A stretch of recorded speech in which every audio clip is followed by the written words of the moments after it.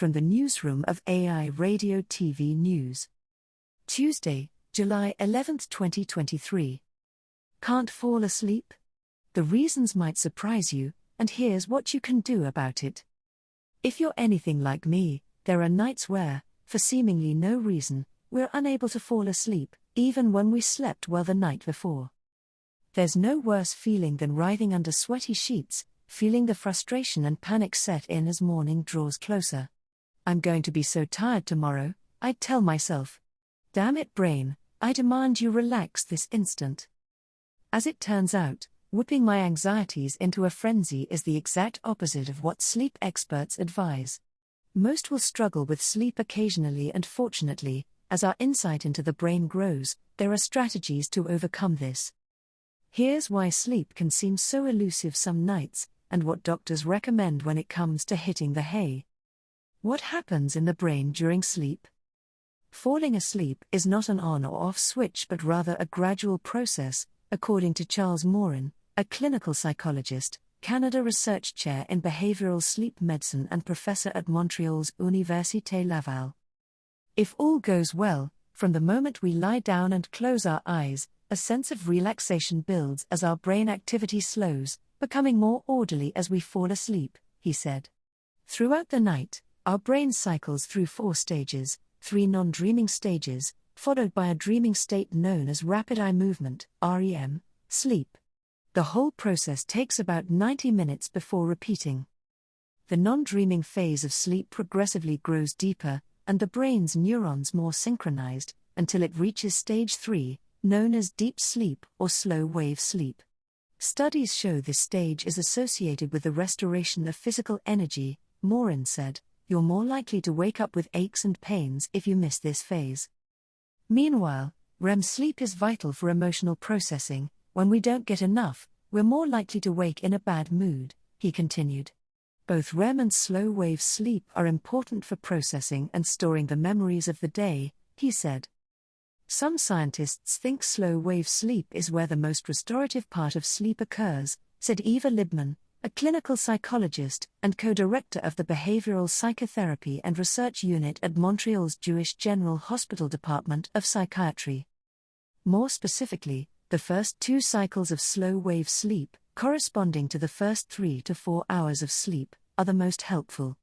Those 3 or 4 hours are what we call core sleep, and are what we believe an individual absolutely needs in order to remain sort of healthy, Libman said, though that doesn't mean the rest isn't important. Why can't I fall asleep at night?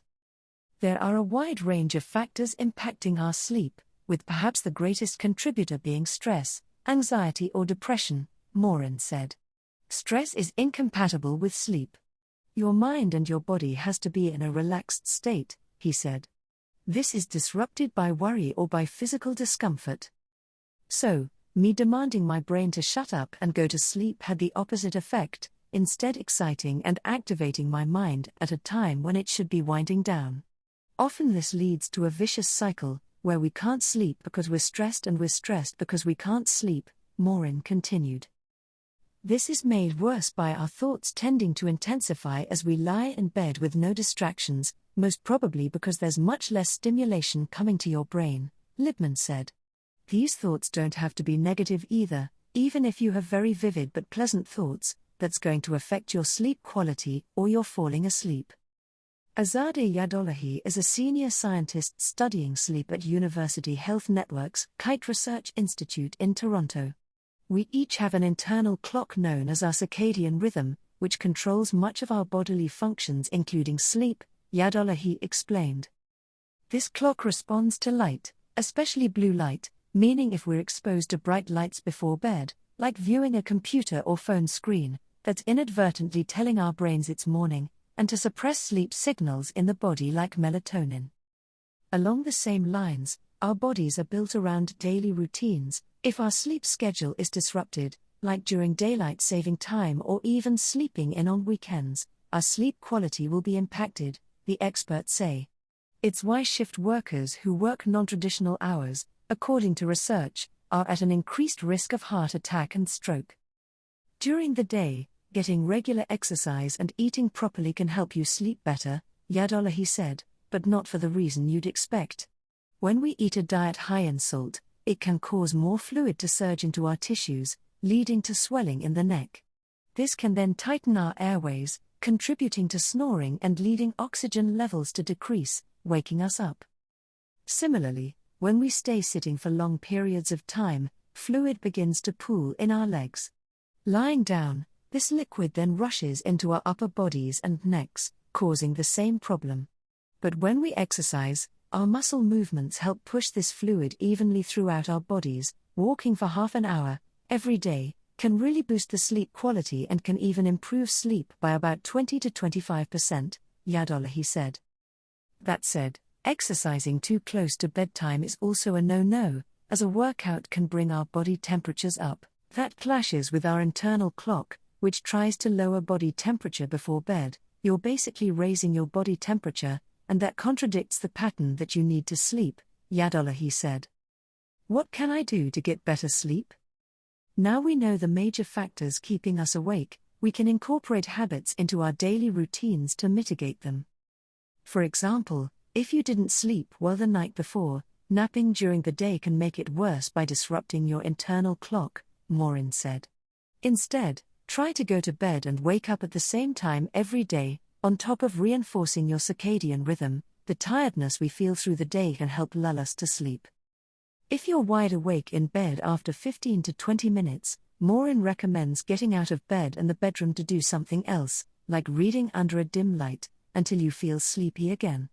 There's no point in forcing sleep, you can't do it, he said. Also consider reducing the amount of light you're exposed to in the evenings, and avoid screens in the hours before bed. If you must use electronics, consider employing a blue light filter, Libman said, although all kinds of light can be disruptive. Otherwise, Libman recommends wearing sunglasses in the evenings if it's still sunny out, and keeping your bedroom dark. A little light is okay, you probably don't need blackout curtains, she said. For the same reason, Libman recommends against turning on the bathroom light when we get up to pee at night. Consider buying a low-power night light for the loo instead. It can feel impossible controlling our thoughts sometimes, but there are strategies for this too. Meditating or practicing relaxation techniques before bed can help, but Libman prefers reading. A novel by lamplight is less harsh than bright electronic screens, and a story helps preoccupy the brain. It interrupts what your brain is doing by itself, and puts your attention on something else. And that's a very good way to help people disengage from the world around them and eventually fall asleep. Similarly, Libman recommends listening to audiobooks, radio or podcasts, but not e-books, because of the bright screens, or music, not as distracting as following a story. It's important to get some sort of exercise in every day, with the best time to do it being the late afternoon, Yadolahi continued. Along the same lines, it's better to use a blanket in a cooler room rather than cranking up the thermostat, as our body temperatures drop in the lead up to sleep. Finally, Morin recommends against taking therapeutics for sleep, including melatonin. Drugs are not a sustainable long-term solution for insomnia, he said. There's no sleeping pill that can give you back natural sleep.